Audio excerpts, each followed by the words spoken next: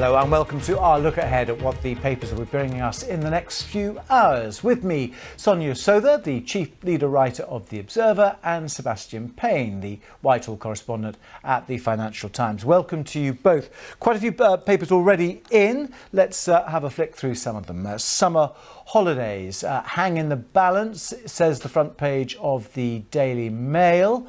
The UK Foreign Secretary Dominic Raab now warning against all but essential travel to the Balearic and Canary Islands, having already done so for the mainland. This is on top of a 14-day quarantine on return. It comes as Downing Street tells the public that disruption is possible for any holiday abroad during the pandemic. That's on the front page of the I don't know why we're showing the Telegraph there. Well, let's have a look at the Telegraph now, because reports that the quarantine for arrivals into the UK from Spain could be cut from 14 days to 10. That's what's being discussed, the paper says, at the moment in Downing Street. Now, that applies to if people test negative for the virus. The Metro, though, questions the effectiveness of the travel quarantine rules altogether, revealing that only one person has been fined by police in England and Wales for breaching the requirement to self-isolate after arriving from abroad. Let's go on to the Gulf News. The paper carries a warning from the WHO, which we brought you earlier, that travel bans cannot be indefinite. Instead, countries, says the WHO, need to do more to control the virus within their own borders, with strict adherence to measures like wearing masks. Front page of the international edition of the Financial Times reports that the dollar has fallen to a two-year low amid what the paper describes as deep unease over US economic recovery in the face of the pandemic. A similar story in Japan. Japan Times reporting that a new surge in infections has jolted hopes of economic recovery in the country. Right. Quite a few to get through. Sonia, let's start with you. Should we start with the international FT? Europe's late summer tourism hopes hit by warnings against travel to Spain. So this is a story that's dominating a lot of the UK papers. But let's approach that story. Let's get into that with what the FT is covering here. So the international FT has gone in with a business angle and has really looked at the impact of the announcement by the government today on share prices in the tourism sector. And I think the thing it's important to note is that Spanish tourism is really heavily reliant on British visitors. I think UK visitors make up the bulk of, or the biggest chunk of Spanish tourism compared to other countries. So there are real fears that this is going to hit the Spanish tourism sector hard. And indeed, if you look at share prices, the FT focuses on TUI, which is a massive holiday operator. Their share price has gone down by 12%, but also some of the airlines have seen significant dips. And I think there was a real sort of tension for the government here. So the government really did sort of want to encourage people to think, well, things are starting to get back to normal. They really wanted to think about boosting sectors of the economy, including international tourism and British companies that serve tourism to countries like Spain, for example.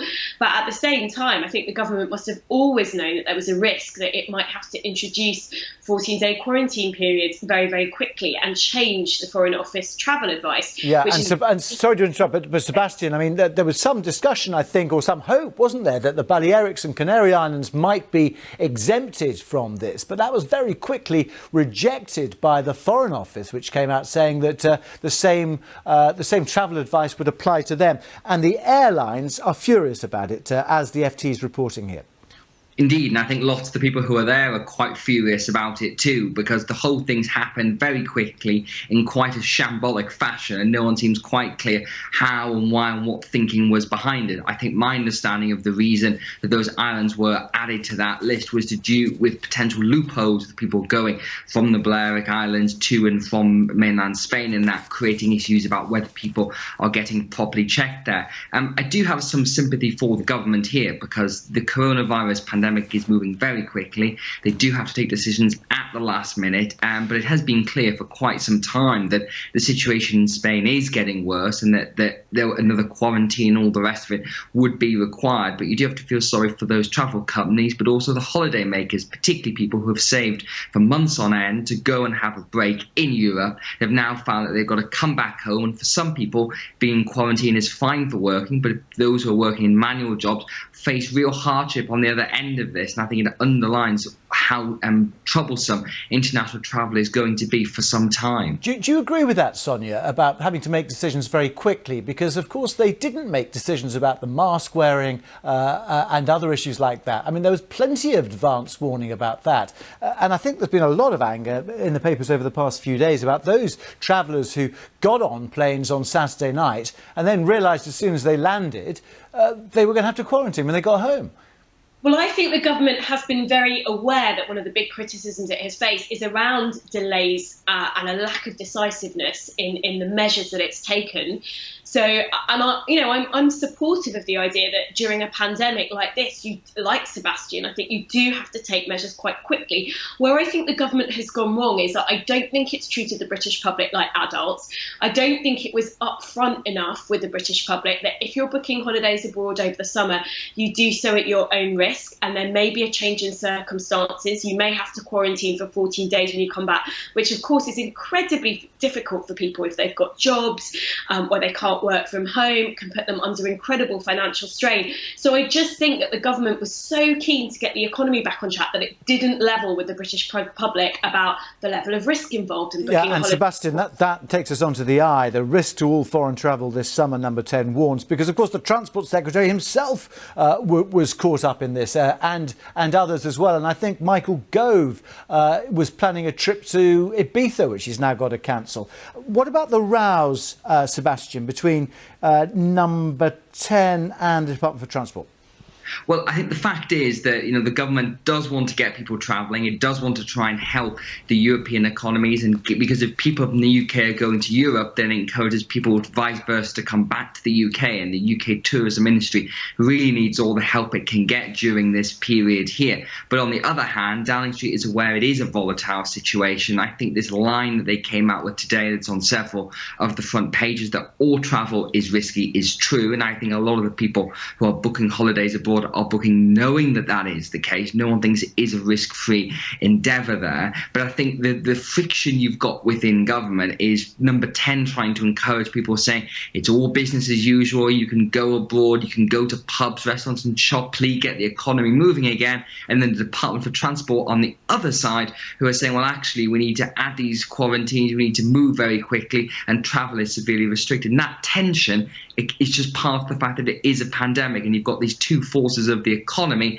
versus stop the health concerns. They're going to keep pushing and pulling against each other. But you can't eat too much chocolate or cheese, but we'll come on to that in a minute. Sonia, let's look at the Gulf News, because they've led with those comments by the WHO today. And, the WHO pointing out really that this is not a long-term solution to keep on shutting borders and things, because as Sebastian was saying, the economic imperative is so vital. I mean, already we're seeing so many job losses internationally, aren't we?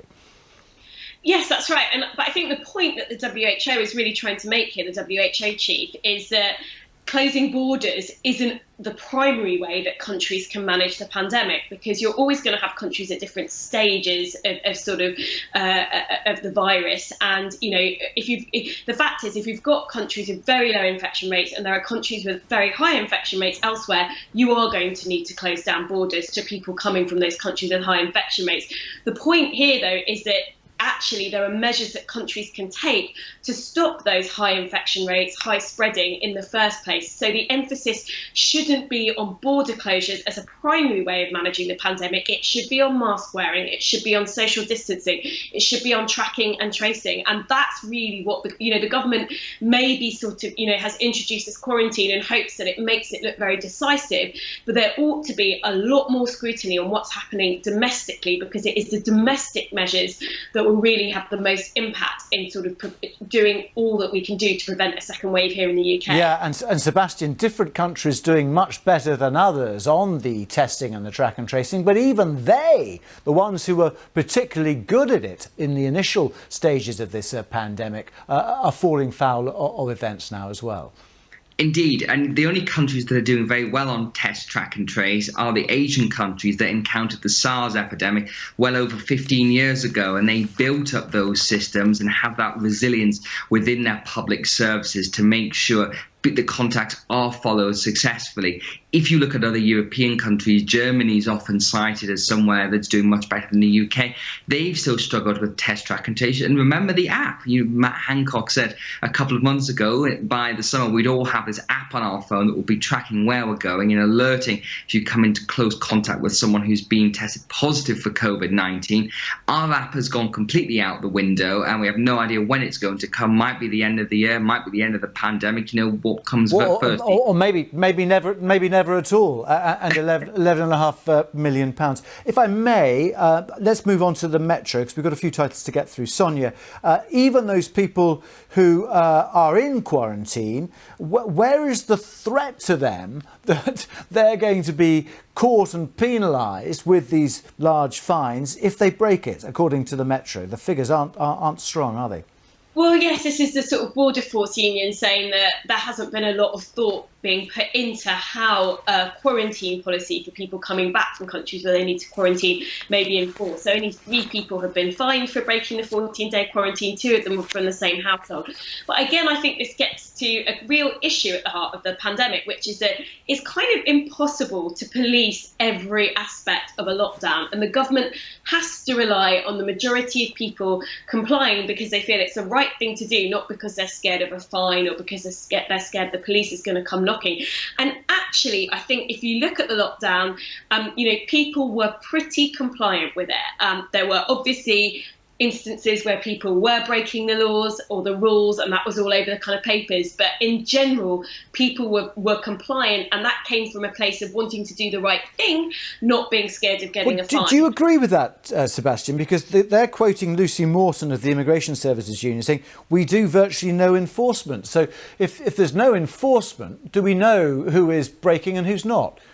Well, it's a very tricky story, this, and it does raise big questions about what is going on with quarantine. And I think when this came in, the government suggested it was going to be quite light touch, and they were going to do it based on the goodwill of people to do this and observe it. And the police was also already so stretched, as is the NHS as well, trying to deal with all the different elements of this crisis. You can understand why quarantine comes quite far down below that list. But if people are travelling more this summer, and if they're going to places that do have a greater spread of COVID-19, then observing that quarantine becomes much more difficult. And as I was saying before, this is where the app was supposed to come in, because it was meant to be that it would take resources away from people and do it automatically. We don't have an app. We have no idea when it's going to be coming, which means that the human side of it's got to bear the burden of that. And so far, it doesn't seem as if it's being taken seriously, or they don't have the resources to do it. Yeah. Sonia, should we go on to the Guardians? So if people aren't going to be travelling, there may be a staycation, but maybe not a staycation, which means staying at home and catching up with doing all the chores around the house, but trying to find somewhere to stay around the UK. But the Guardian story is that the fears of this second wave in Europe, and it does make some pretty frightening reading, doesn't it? It does. So it's not just Spain where we're seeing issues. France is getting worried about an uptick in infections amongst young people. German public health officials are worried. The Belgian Prime Minister has actually warned that there could be another national lockdown if things continue to get worse there. And I think this just shows that the second wave, it's not this sort of imaginary threat on the horizon. It is something quite real, and other European countries are having a problem with it. So it just comes back to the best way of managing an uptick in infections is really being able to test, track and trace and figure out where tiny little outbreaks are happening and to stop them in their tracks. And there are real questions about whether the UK, as well as some of these other European countries, but some, it's notable, a country like Germany, for example, is thought to be doing much better on testing than us. And we didn't even have quite that same level of infrastructure around testing. So it is worrying. And it really kind of puts a lot of emphasis on the government developing that infrastructure that it needs to stop local outbreaks in their tracks. And I'm not sure that we've got it yet. No, and the problem is,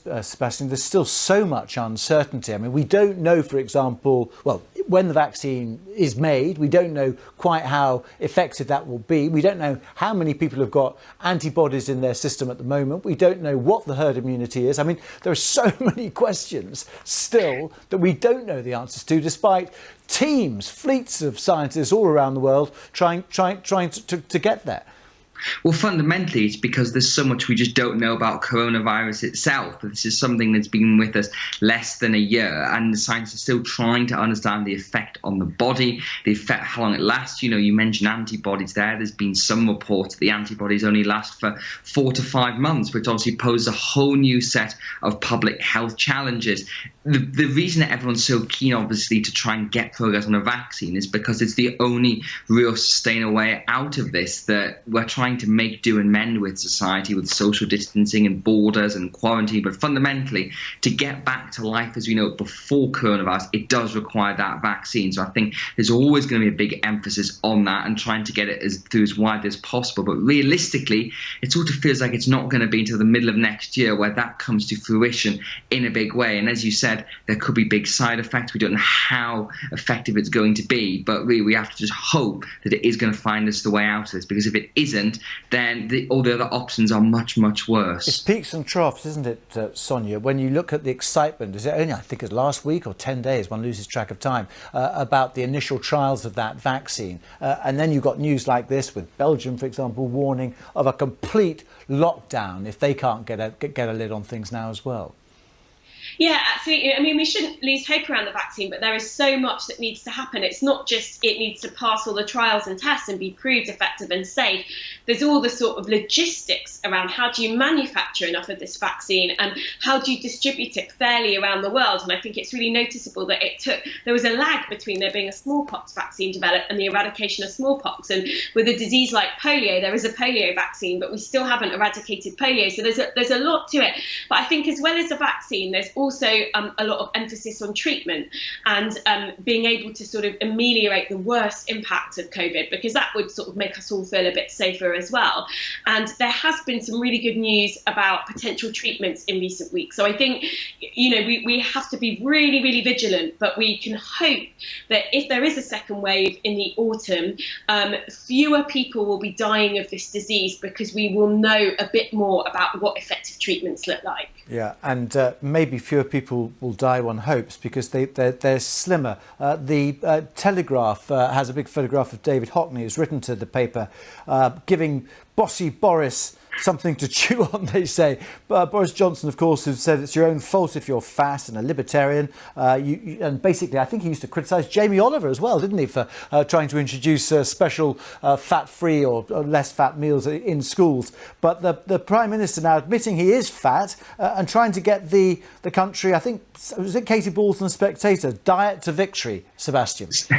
Something like that. The David Hockney thing, actually, his letter to the Telegraph tomorrow says, we could all give up drinking, eating fatty foods, smoking, all that kind of stuff, and might live to 104. But what kind of life would it be, says Mr. Hockney? It's quite an ironic argument because it's one the Prime Minister himself used in the pages of the Telegraph over many, many years as a columnist, that he rallied against Jamie Oliver, the nanny state, all these things that he is now introducing himself as Prime Minister. And it's so ironic because all PMs come in with this libertarian attitude. We're not going to get pushed around by public health advice, by medical advice. We're going to stand up for the individual. And inevitably, they all give in to scientific consensus. And this obesity plan's been kicking around Whitehall for the best part of a decade. No one's actually done anything with it because they didn't want to take the political capital of taking that libertarian argument on the chin. But it's just ironic that it's Mr. Johnson who's doing it, who rallied against it himself. And you've got his old newspaper and one of the country's most famous artists saying, is this really a good idea? But he's got the impetus to do it, and it looks like he's really going to push this forward, both with his Sonia, own way and the country. Why has he got the impetus to do it? Because they're not going the whole hog, are they? Because there's no sugar tax on food. That was one option, which might have changed things quite radically. But I think it was the Health Minister Whately who was speaking earlier on, saying that that wasn't actually on the agenda at the moment.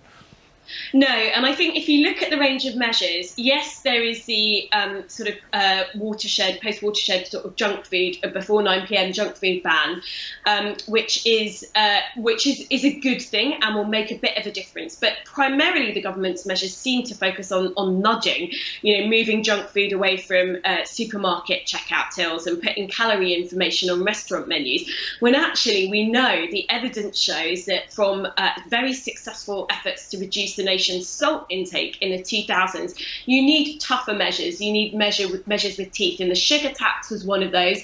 Another one is compulsory reformulation of food products, so that food manufacturers gradually have to reduce levels of fat and salt and sugar in foods, because this idea of personal responsibility, it's not really quite right when we live in a world where food manufacturers are in an arms race to make food tasty, to pack it with the cheap stuff, which is fat, salt and sugar, that makes it taste good. And our palates have changed over time to accommodate that. So this idea that we can just go out and start eating healthily and it's all up to us just really isn't right. And I think it will feel as outdated in 20 years time as the argument that, well, we don't need to sort of take measures against tobacco because it's people's personal responsibility. Those arguments feel very outdated today.